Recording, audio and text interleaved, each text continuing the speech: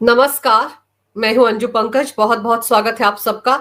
कागज नहीं दिखाएंगे।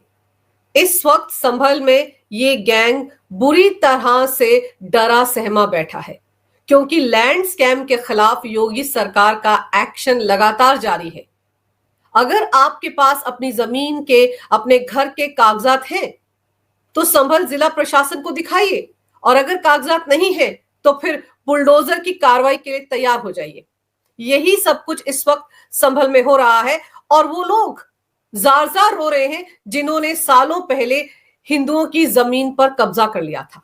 आपको याद होगा, अभी सोमवार को ही योगी आदित्यनाथ ने ऐसे भू माफिया लोगों को कड़ा संदेश दिया था। गोरखनाथ मंदिर परिसर में उनसे मिलने के लिए जब फरियादी आए थे, 250 से ज्यादा फरियादियों ने उनसे मुलाकात की थी और अपनी समस्याएं उन्होंने योगी आदित्यनाथ के सामने रखी थी। तो ज्यादातर शिकायतें जमीन के कब्जे को लेकर थी। इस पर सीएम योगी आदित्यनाथ ने वहां मौजूद अधिकारियों को सख्त आदेश दिया था कि वो जमीन कब्जाने वालों के खिलाफ सख्त कार्रवाई करें, उन्हें तत्काल जेल भेजें। उन्होंने कहा था कि किसी भी सूरत में जमीन कब्जाने वालों से कोई नरमी नहीं बरती जाएगी। उन्होंने अधिकारियों से 15 दिन के अंदर फरियादियों की समस्या का समाधान करने को कहा था। यही नहीं, इसके अलावा योगी आदित्यनाथ के एक और फरमान ने भी समाजवादी पार्टी समेत उस समुदाय के लोगों की नींद उड़ा रखी है जो भू माफिया के तौर पर उत्तर प्रदेश में सालों से काम कर रहे हैं, कमजोर लोगों की जमीन को हथियाने का काम कर रहे हैं। 2 दिन पहले योगी आदित्यनाथ ने कहा था कि वक्फ बोर्ड के नाम पर जमीन कब्जा करने वालों से एक एक इंच जमीन वापस ली जाएगी। ये समझना मुश्किल है कि वक्फ बोर्ड है या भू माफिया का बोर्ड। योगी आदित्यनाथ ने कहा था, हमारी सरकार ने वक्फ अधिनियम में संशोधन किया है और एक एक इंच जमीन की जांच करवाई जा रही है। जिन लोगों ने वक्फ के नाम पर जमीन कब्जाई है उनसे जमीन वापस ली जाएगी और गरीबों के लिए आवास, शिक्षण संस्थान और अस्पताल बनाए जाएंगे। एक हफ्ते के अंदर योगी आदित्यनाथ की ये 2 स्टेटमेंट्स ने वक्फ के नाम पर जमीनें कब्जाने वालों और डरा धमकाकर लोगों की जमीनों पर कब्जा करने वालों और 1978 में संभल में हुए दंगों के बाद हिंदुओं की जमीन पर कब्जा करने वालों की नींद उड़ा रखी है। और इसके बाद से ही प्रशासन बड़ी मुस्तैदी के साथ इस दिशा में काम कर रहा है, खासतौर पर संभल में। और इस दौरान कई ऐसे लोग सामने आ रहे हैं जिन्हें 1978 में सांप्रदायिक दंगों के बाद अपना घर बार छोड़कर पलायन करने पर मजबूर होना पड़ा था। उनकी जमीनें किसी ने खरीदी नहीं थी, बल्कि उनकी जमीनों पर जबरदस्ती दूसरे समुदाय के लोगों ने कब्जा कर लिया। अब ये सारे परिवार, जब योगी आदित्यनाथ से उनको भरोसा मिला है कि 1978 के इन दंगों की फाइलों को दोबारा खोला जाएगा और संभल इलाके के हर एक शख्स से उसके जमीनी कागजात मांगे जाएंगे, वो अपने जमीन से जुड़े कागजात दिखाएगा, उसकी तस्दीक की जाएगी कि सच में ये घर उसका है, ये जमीन उसकी है। उसके बाद उसको क्लीन चिट दी जाएगी। लेकिन संभल इलाके में तो ऐसे बहुत से लोग हैं जिन्होंने जमीनों पर कब्जा किया है। समाजवादी पार्टी के सांसद जियाउर रहमान बर्क, उन्होंने भी तो अतिक्रमण करके अपने घर का विस्तार करने का काम शुरू किया था, जिस पर प्रशासन ने रोक लगाई है। तो ऐसे बहुत सारे लोग हैं।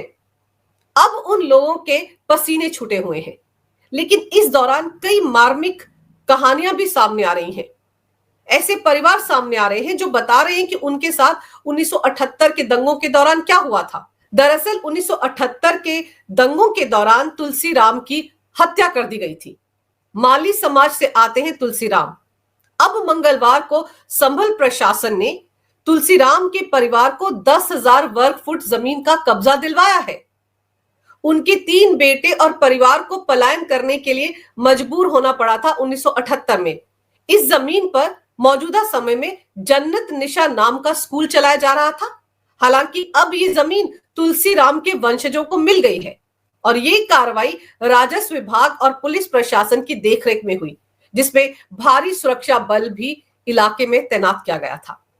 संभल की एसडीएम वंदना मिश्रा और एएसपी श्रीश चंद्र ने मंगलवार को राजस्व रिकॉर्ड का सर्वे कर जमीन की वास्तविक स्थिति का निर्धारण किया। जांच में पुष्टि हुई कि 15,000 वर्ग फुट में से 10,000 वर्ग फुट जमीन तुलसीराम के परिवार की है प्रशासन ने ऑन द स्पॉट कार्रवाई करते हुए तुलसीराम के पोते अमरीश कुमार और उनके परिवार को जमीन का कब्जा दिलाया। और गौर करने वाली बात यह है कि ये जो प्रशासन ऑन द स्पॉट कार्रवाई कर रहा है, ये भी योगी आदित्यनाथ के आदेश के बाद हो रहा है। उन्होंने अधिकारियों को सीधे सीधे कहा है कि जमीन कब्जाने वालों के साथ नरमी नहीं बरती जानी चाहिए, तुरंत उनके खिलाफ कार्रवाई हो, 15 दिन के अंदर इस मामले को निपटाया जाए और इनको जेल के अंदर डाला जाए जिन्होंने दूसरे लोगों की जमीन पर कब्जा किया है अवैध तरीके से। और तुलसीराम के परिवार को भी ऑन द स्पॉट कार्रवाई के दौरान 10,000 वर्ग फीट जमीन का कब्जा मिल गया है। और तुलसीराम के परिवार की जमीन पर जिन्होंने कब्जा किया था, जो वहां पर जन्नत निशा स्कूल चला रहे हैं, डॉक्टर मोहम्मद शाहवेज, उन्होंने दावा किया कि उनके अब्बू डॉक्टर जुबैर ने ये जमीन 1976 में खरीदी थी। आप सोचिए, तुलसीराम का परिवार 1978 के दंगों के बाद संभल से पलायन करने को मजबूर हुआ था। तुलसीराम की दंगों में हत्या कर दी गई थी, जिसके बाद परिवार को भागना पड़ा। और डॉक्टर मोहम्मद शाहवेज, जो ये जन्नत निशा स्कूल चला रहे हैं, उनका दावा है कि उनके अब्बू जान ने, डॉक्टर जुबैर ने, ये जमीन 1976 में खरीदी थी, यानी कि दंगों से पहले। हालांकि जब प्रशासन ने उनसे दस्तावेज मांगे तो वो संतोषजनक सबूत पेश करने में नाकाम रहे। अधिकारियों ने पाया कि जमीन के रिकॉर्ड में कई गड़बड़ियां थीं, जिनमें एक हिस्सा फायर स्टेशन के रूप में भी दिखाया गया था। एसडीएम वंदना मिश्रा ने कहा कि दस्तावेजों में जानबूझकर हेरफेर किया गया है और इस मामले में आगे की कानूनी कार्रवाई की जाएगी। ये तो सिर्फ एक तुलसी राम के परिवार की कहानी है। इस तरह की कई कहानियां हैं संभल में। 1978 के दंगों की फाइलों को जो खंगाल रही है योगी सरकार, उसकी सबसे बड़ी वजह यही है कि जो लोग मारे गए थे वो तो मारे गए, लेकिन उनके परिवारजनों का क्या हुआ? वो संभल जहां पर एक वक्त में हिंदुओं की आबादी 40 से 45% होती थी, वो संभल ऐसा इलाका कैसे बन गया कि मुसलमानों की आबादी वहां पर 80 से 85% हो गई और हिंदू ले देकर 10 से 12% रह गए? तो बाकी लोग कहां गए? उनको भी तो न्याय मिलना चाहिए।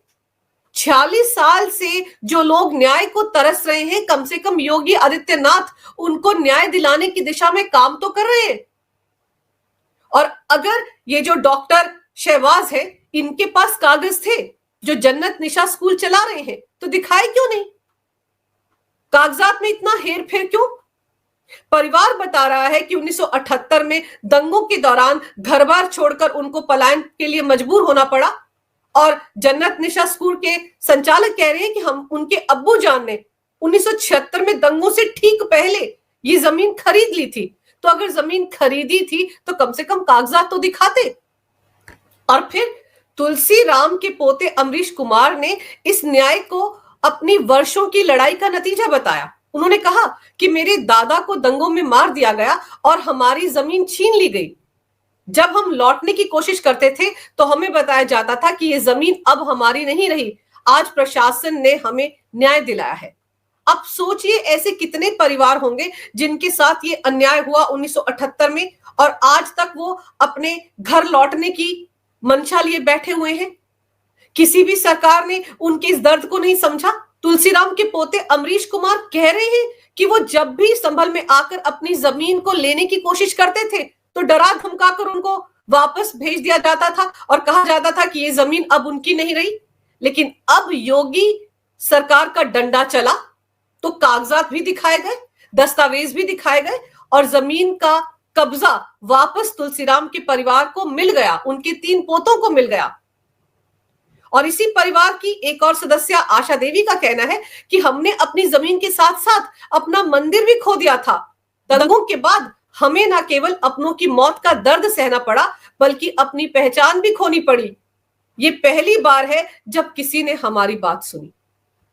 आप सोचिए, अगर उत्तर प्रदेश में योगी आदित्यनाथ की सरकार नहीं होती, समाजवादी पार्टी की सरकार होती, तो क्या ये सच जो पिछले 46 साल से दबा दिया गया था, दफन कर दिया गया था, ये सच कभी बाहर आता?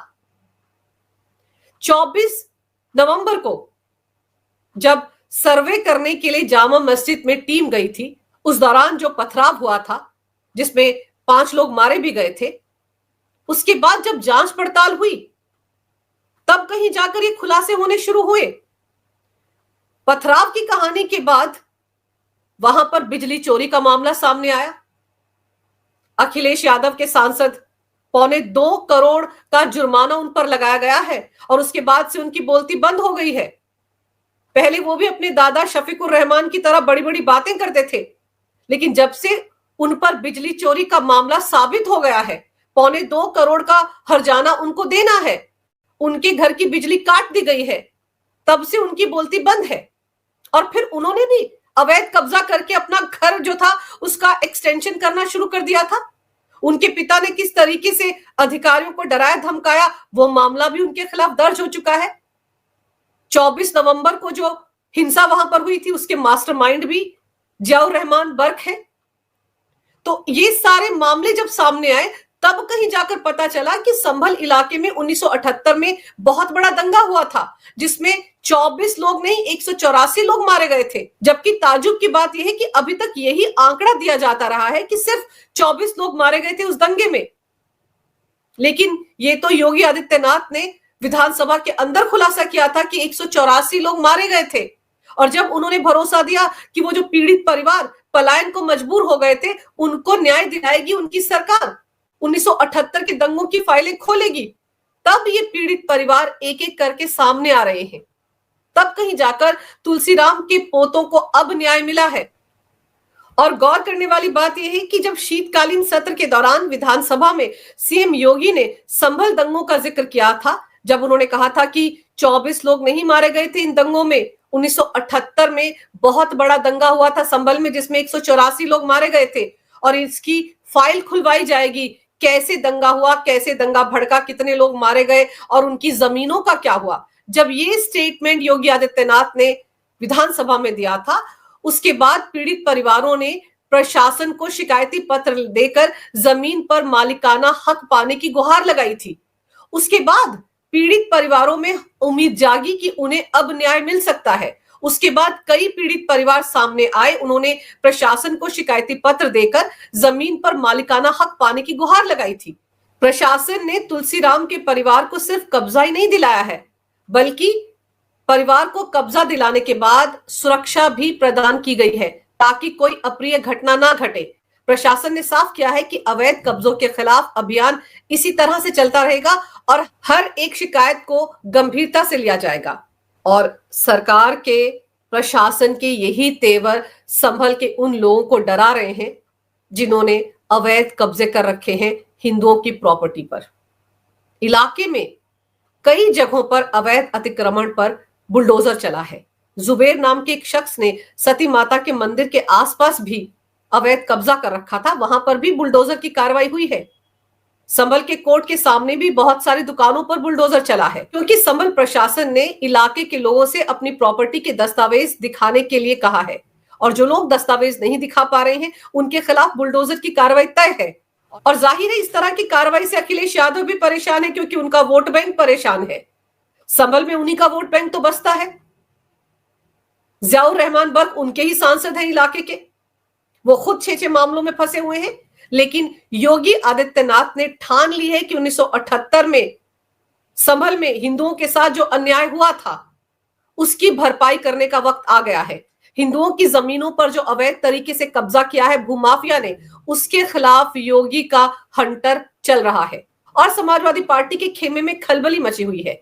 इस मुद्दे पर तो अखिलेश यादव कुछ बोल भी नहीं पा रहे हैं। सिर्फ ये कहा जा रहा है कि वहां के लोगों को परेशान कर रहा है प्रशासन, एक समुदाय के साथ अन्याय हो रहा है, लेकिन ये नहीं देख पा रहे हैं अखिलेश यादव और उनकी पार्टी के लोग कि 1978 में भी तो एक समुदाय था जिसके साथ अन्याय हुआ था और अब जब उनको न्याय मिल रहा है तो इन सबके पेट में दर्द हो रहा है।